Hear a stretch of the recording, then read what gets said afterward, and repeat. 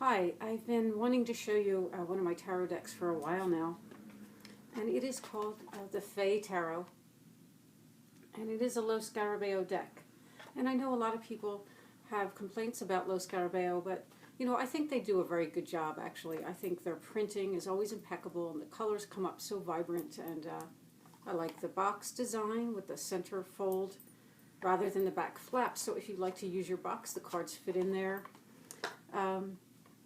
The little white book, it gives a one line, but a lot of times I find it's enough to send you on a trajectory if you need the book. And, I take out the pages I don't need, so it makes it a little thinner and it fits back in the box. And one of the things I like about them is that they still continue to make and print their decks in Italy. And in a time where I would say 95% of the decks are now printed in China, I think it's great that they are still printing them in Torino. So let's get on with the deck. And here are the back. Here's the back of the cards. Okay, so the Fool. Okay, so the Fool here, you see him, he's just studying that jack-o'-lantern and not paying attention to his surroundings there with all his keys just clanking. You can imagine the noise they're making. And if you look at his hat, that's a keyhole. And, that's interesting. To me, that just says that he's looking for that key to unlock his higher consciousness to take him on this journey. So I like that very much. And the Magician. So we have the Magician here, and it's a little mouse friend that he has. And now, if you see what he's doing, I don't know if he's actually creating or conjuring up that mouse or just having him levitate. That's just up to our imagination. But it's fun and, colorful card. And here's the High Priestess. I like this. She's in this deck. Okay, you can see that her book is open and she's engaging actively with that knowledge. And on her book, she's got the symbol of infinity. And the High Priestess, she's very nurturing and sweet, and just look at that little sweet baby she's holding there, whatever that little magical creature is. And then you see that also show up here in the Emperor card. So even though he's strict, he seems to be gazing here at that creature in a fatherly, protective way.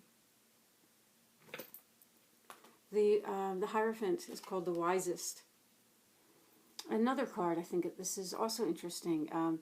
Along with the traditional meanings of this card, notice that he's sitting on an hourglass, and that's a reminder, I feel, to use our time wisely, because, we all know it goes so quickly. The Lover's card, which you saw on the back of the deck, that's I think that's very sweet, and it really shows the contrasts of the male and female energies there. And I just like the way they're gazing at each other. It's very loving, but, it shows the balance of those two energies. And the Strength card. Another neat card here. So to me, this looks like she has captured those two dragons behind her. And she did it with her knife still in its sheath. So to me, that says that, she overpowered those dragons with her inner strength and her wit. So, really nice. I like the Hermit. It's different. This deck is very colorful. Oh, here's the Temperance card. And she has a real haunting beauty, and, the lower half of her body is in water. You could see the torches around her, and the fish there, so it's giving that, fire and water energy. Very nice. And the Death card is so unusual. So that is the Death card. Now she is, she's sitting at a table, and it looks like there's a wheel there. It's almost saying that, this is a game, or, a game of chance, which we've heard that term so many times. And her expression is, to me, just so matter of fact, like, yes, it's your turn, so, what are you going to do about it? And so she has a piece here that is knocked over. A piece, there's a wheel with these, you see these pieces on it. And she's got one, like I said, it is knocked over. And this necklace she's wearing, it shows the moon is, overpowering the sun here. These are all just really nice symbols of death and rebirth, because then you see behind her wing is an egg there, not yet ready, but sometime will be ready for hatching. And look at her eyes with the different colors, of life and death and of the different cycles. Also, alchemical symbolism. So I think this is such a fascinating death card, in my opinion. The moon card. So there she is, just, so happily soaking up the reflective energy of the moon there. Her face looks so peaceful. And the sun, once again, I could just feel him enjoying the warmth of the sun. With that, also a nice peaceful expression. The Judgment card, this is really a neat Judgment card. So as the artist is resting there, everything around her is coming to life. And, just being called, I guess, by that angel on top there, up to life and to express themselves. And here's the World card. It's on the back of a snail. Everything just coming together and slowly moving along. So let's look at a few of the minors. Here is the Ace of Swords. And the Three of Swords. And you can see the expression. This deck has a large range of expressions on the faces. I like the Seven of Swords because if you look closely, she's actually transparent. So that really underlines some of the meanings of this card. And here's the Eight of Swords. And the 10 is interesting. So her sword is broken and she's actually disintegrating here. So that's, a very unusual take on that type of death that this card usually depicts. But it's still very well understood. And here's the Knave of Swords. It's just a very dynamic composition. I like that. And here's the Queen, beautiful Queen of Swords. And I'll show you the King as well, and then we can go on to the Pentacles. Here's the Two of Pentacles. And, such a sweet face. I really like this card. It's a very unique deck, and the fairies in this deck are kind of modern and very unusual. And here is the Four of Pentacles. Also very colorful. And the Five is different. I've never quite seen this before, where you're actually viewing it from inside the home here rather than outside of a home or a church. So you can see that people are in there, and they have plenty, and there's comfort and warmth. And then you see outside the window is someone wishing to come in.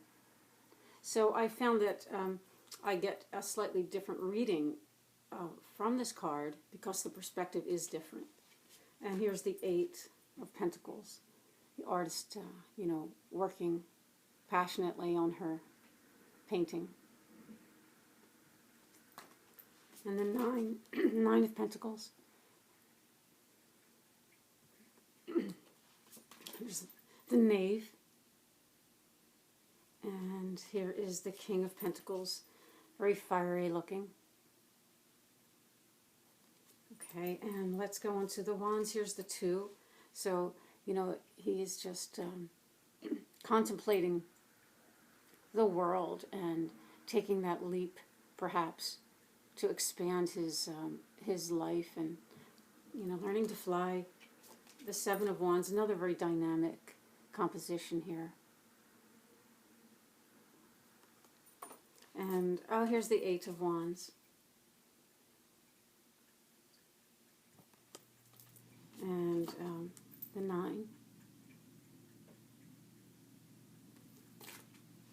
There's the Knight. And the Queen of Wands, which, you know, almost has the feeling of the Empress, or could have even been the Queen of Pentacles because she looks so earthy. And, you know, this is strange. The King of Wands is very young. It's almost like a child. So I'm not sure why that is. Ace of Cups or Ace of Chalices. Very gentle and sweet. I really like the Two of Cups as well. That there's just, you know, the connection between them and the sweetness there as well. Really like that. And the Five of Cups. And the 8. So, I mean, if you're more drawn to very dark decks, then you probably won't like this, because it's, you know, it's a very, you know, it has more of a gentle quality to it. It's the Nine of Cups there, and that's such a cute expression on her face. But I find the readings are excellent, and I enjoy it. The Knave of Cups, very exotic look there. And the Queen. And the King of Cups. So yeah, this is an older deck, but it's still available. And, you know, it was my pleasure to show it to you. I hope you enjoy it and have a wonderful day. Thank you. Bye now.